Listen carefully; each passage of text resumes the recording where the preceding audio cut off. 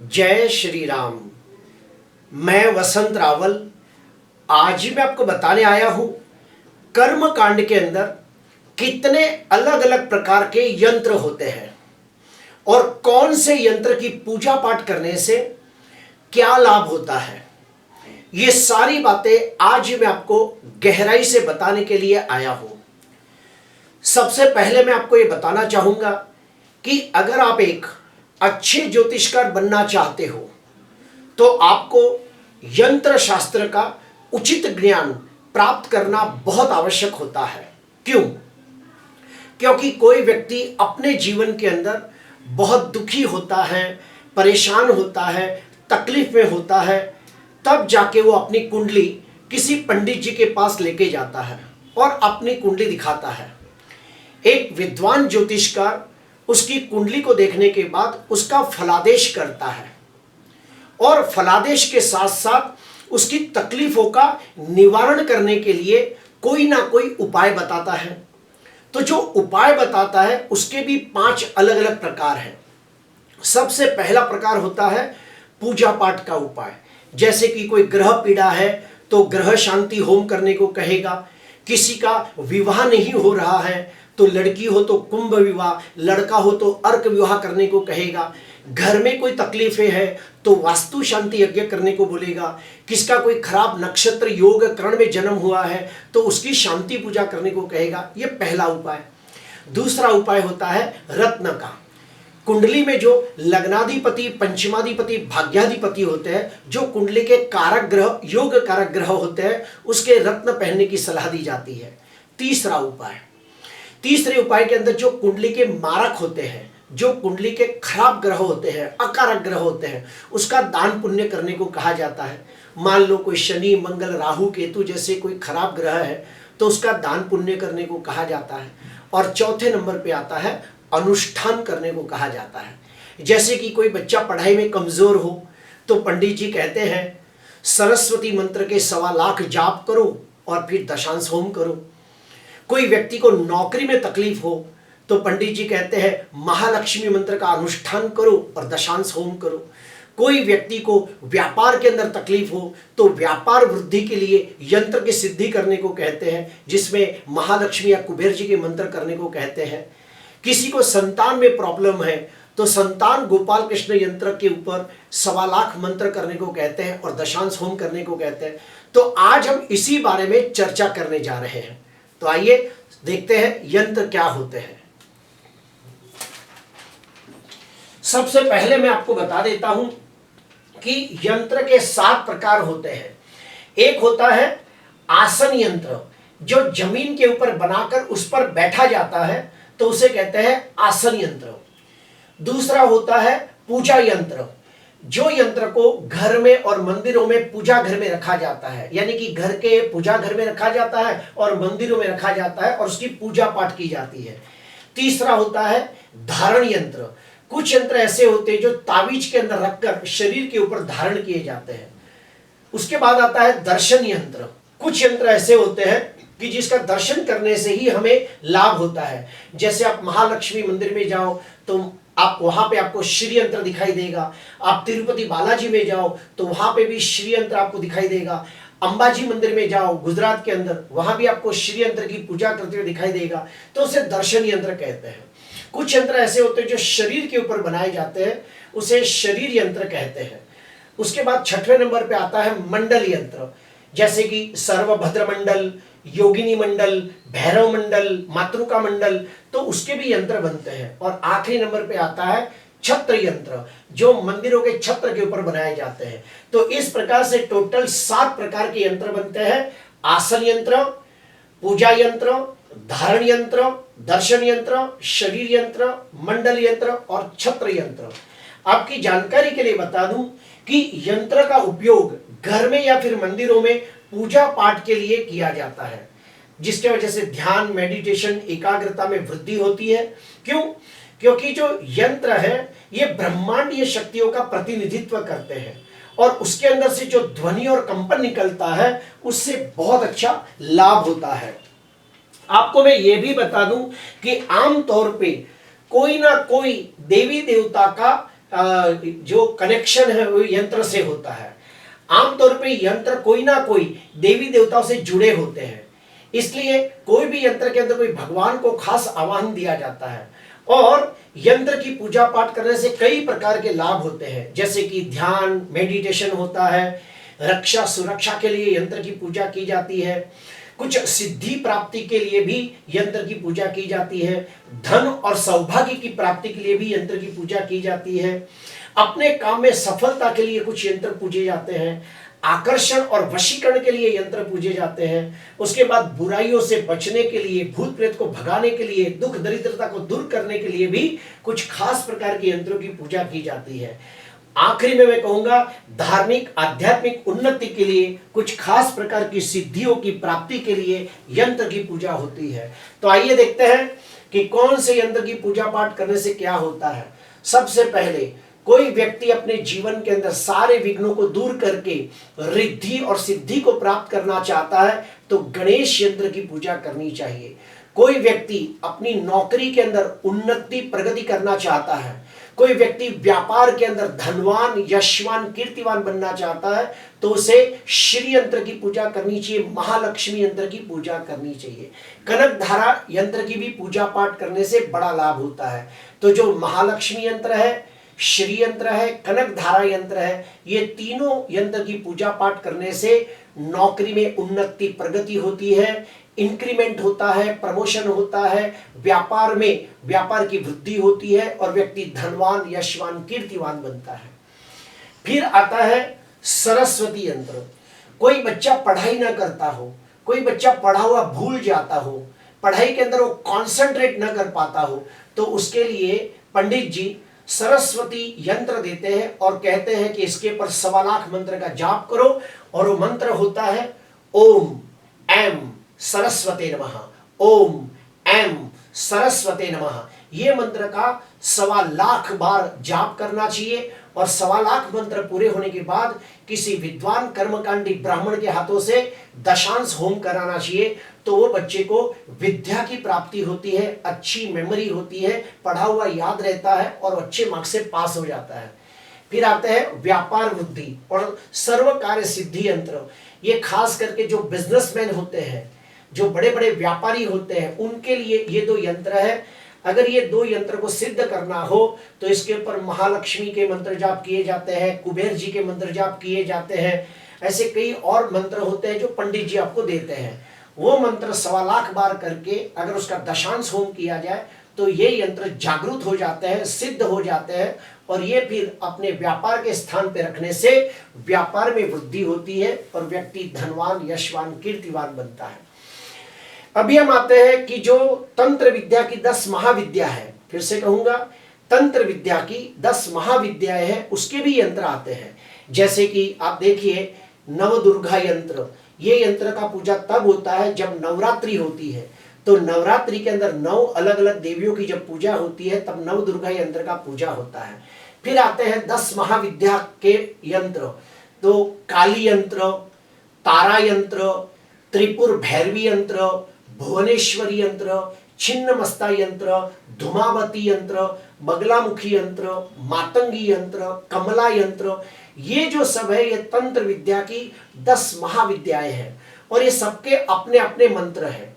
तो जब भी आप अपनी कुंडली लेके किसी विद्वान ज्योतिषकार के पास जाते हो तो वो आपकी समस्या के अनुसार, आपकी परेशानी के अनुसार आपको कोई ना कोई यंत्र की सलाह देता है कि आप ये यंत्र की सिद्धि प्राप्त करो। और जब वो यंत्र देता है तो आपको मंत्र दीक्षा भी दी जाती है और आपको जो मंत्र दीक्षा दी जाती है वही मंत्र आपको 1.25 लाख बार करना होता है। तो आपको देखो यहाँ पे काली यंत्र है, तारा देवी का यंत्र है, त्रिपुर भैरवी का यंत्र है, भुवनेश्वरी का यंत्र है, छिन्नमस्ता का यंत्र है, धूमावती का यंत्र है, बगलामुखी यंत्र। ये खास करके उन लोगों को दिया जाता है कि कोई शत्रु अकारण आपको तकलीफ देता हो, कोई दुश्मन आपको बिना कारण परेशान करता हो, कोई दुश्मन आपको शारीरिक मानसिक आर्थिक नुकसान पहुंचाता हो, तो उसके लिए बगलामुखी मंत्र का अनुष्ठान करना चाहिए। अगर आपको कायदा कानून कोर्ट कचहरी के अंदर सफलता प्राप्त करनी हो तो भी बगलामुखी यंत्र को सिद्ध किया जाता है। और इसका मंत्र भी है ओम ह्लीं बगलामुखी सर्व दुष्टानाम वाचम मुखम पदम स्तंभय जिह्वाम किलय बुद्धि विनाशाय ह्लीं ओम स्वाहा। ये मंत्र है जो 1.25 लाख बार करना होता है। फिर से कहूंगा, ओम ह्लीं बगलामुखी सर्व दुष्टानाम वाचम मुखम पदम स्तंभय जिह्वा किलयम बुद्धिम विनाशय ह्लीं ओम स्वाहा। अगर ये मंत्र 1.25 लाख बार किया जाए और फिर उसका दशांश होम किया जाए तो आपका शत्रु घुटनों के बल आ जाएगा। आपके ऊपर कोई भी कायदा कानून कोर्ट कचहरी के ऊपर आपको हरा नहीं सकता। आप कायदा कानून कोर्ट कचहरी में सफलता प्राप्त करोगे और आप शत्रु के ऊपर विजय प्राप्त करोगे। उसके लिए बगलामुखी यंत्र होता है, मातंगी यंत्र, कमला यंत्र, ये सब यंत्र की भी पूजा करने से लाभ होता है। कोई व्यक्ति धार्मिक आध्यात्मिक उन्नति प्रगति करना चाहता हो तो उसे गायत्री मंत्र करना चाहिए। ओम भूर्भुवस्वः तस्तः वितुर्वरेण्यं भर्गो देवस्य धीमहि धियो यो नः प्रचोदयात्। ये मंत्र का जाप करे 1.25 लाख बार और फिर दशांश होम करे तो गायत्री यंत्र सिद्ध होता है और उस व्यक्ति की धार्मिक आध्यात्मिक उन्नति होती है। उसका intuition power, six sense power strong होता है। उसके गत जन्म के जो पाप है वो धुल जाते हैं और वो अपने पापों का प्रायश्चित कर लेता है अगर 1.25 लाख गायत्री मंत्र का अनुष्ठान करे तो। फिर आता है दुर्गा विषा यंत्र। ये नवरात्रि में पूजा जाता है देवी को सिद्ध करने के लिए। शुभ लाभ यंत्र, अपने घर के अंदर सुख शांति के लिए इस यंत्र की पूजा होती है। गीता यंत्र भी बहुत ही पूजनीय है। उसके बाद आता है नवग्रह यंत्र। अगर कोई व्यक्ति की कुंडली के अंदर पंडित जी कहते हैं कि आपका सूर्य चंद्र मंगल ऐसा कोई भी ग्रह पीड़ित है, आपका कोई ग्रह कमजोर है, आपका कोई ग्रह अस्त का है, आपका कोई ग्रह नीच का है, आपकी कुंडली के अंदर कोई ग्रह पीड़ित होकर कोई खराब योग बना रहा है, जैसे कि सूर्य ग्रहण, चंद्र ग्रहण, अंगारक योग, जड़त्व योग, चांडाल योग, लंपट योग, श्रापित योग, विष योग, संघर्ष योग, जैसे कोई अशुभ योग बनता हो तो आप इस यंत्र के ऊपर नवग्रह स्तोत्र बोल सकते हो। नवग्रह का पूरा स्तोत्र आता है। अगर वो स्तोत्र रोज कम से कम 11 बार इस यंत्र के ऊपर बोला जाए तो आपकी कुंडली में कोई भी ग्रह पीड़ा हो तो दूर होती है। आपकी कुंडली में कोई भी ग्रह कमजोर हो, निर्बल हो, पीड़ित हो तो उसे बल प्राप्त होता है। आपकी कुंडली के अंदर कोई भी अशुभ योग बनता हो तो शांत होता है। फिर आता है विद्यादायक यंत्र।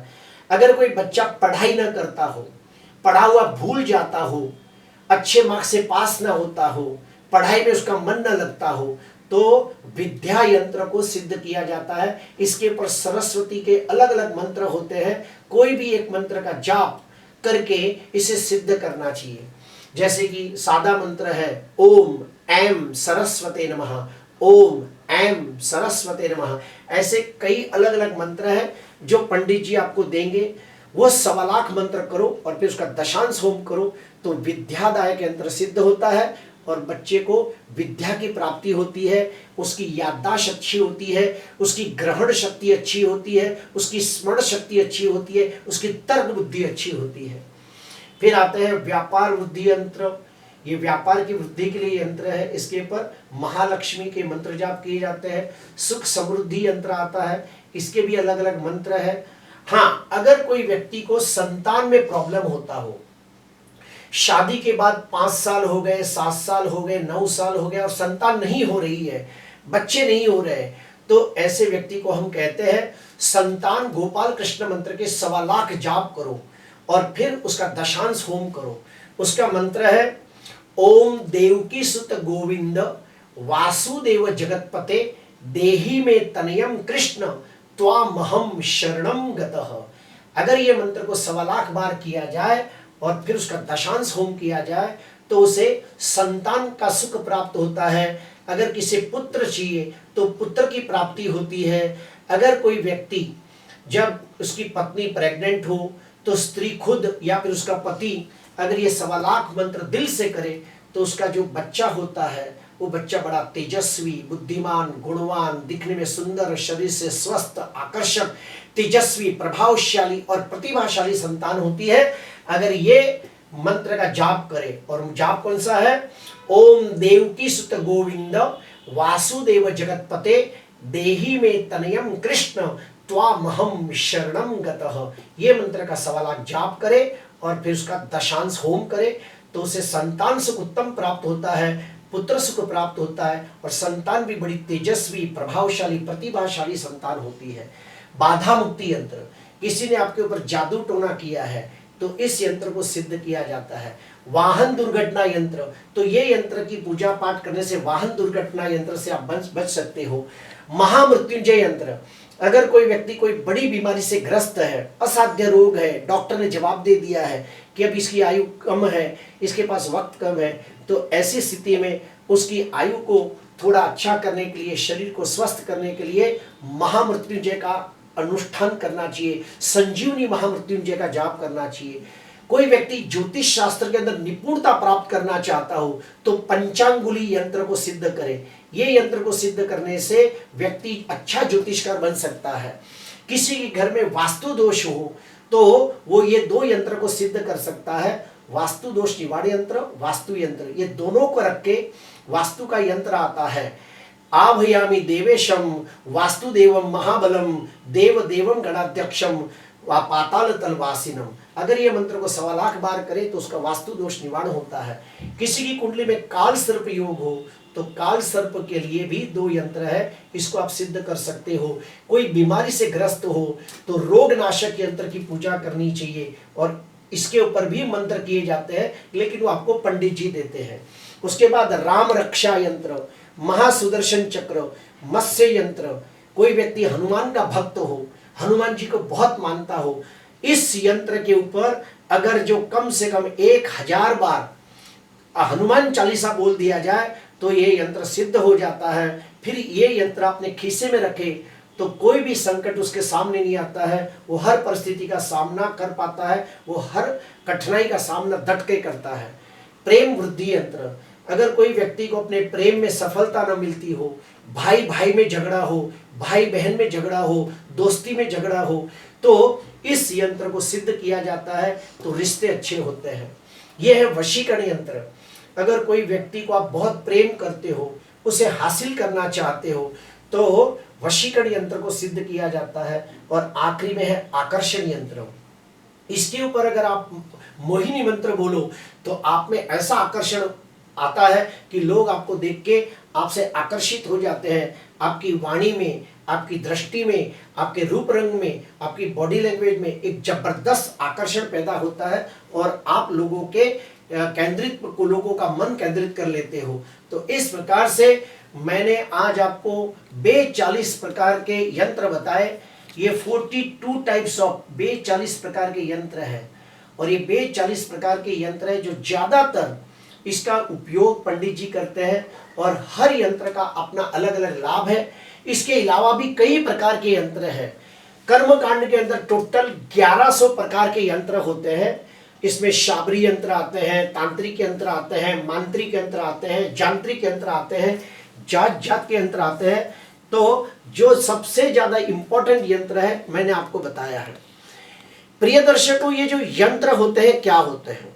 तो जो ब्रह्मांडीय जो शक्तियां हैं उसको उजागर करने के लिए एक उपकरण होता है। कुछ लोगों का ऐसा कहना है कि जो यंत्र है ये भगवान का शरीर है। कुछ लोगों का कहना है यंत्र है ये भगवान का घर है। कुछ लोग कहते हैं यंत्र भगवान का घर है, कुछ लोग कहते हैं भगवान का शरीर है, कुछ लोग कहते हैं यंत्र भगवान की आत्मा है। और मेरा ऐसा मानना है कि अगर भगवान के फोटो के साथ साथ अगर यंत्र को भी रखा जाए तो आपका अनुष्ठान 10 गुना शक्तिशाली हो जाता है और आपके अनुष्ठान का 10 गुना अच्छा फल मिलता है। तो जब भी आप कोई अनुष्ठान करते हो तो उस भगवान के साथ साथ, उनके फोटो के साथ साथ उनका यंत्र भी रखा जाए ताकि आपकी शक्ति 10 गुना बढ़े। आज के लिए बस इतना ही। आपको अच्छा लगा हो तो ज़रूर लाइक करना, सब्सक्राइब करना। नमस्कार।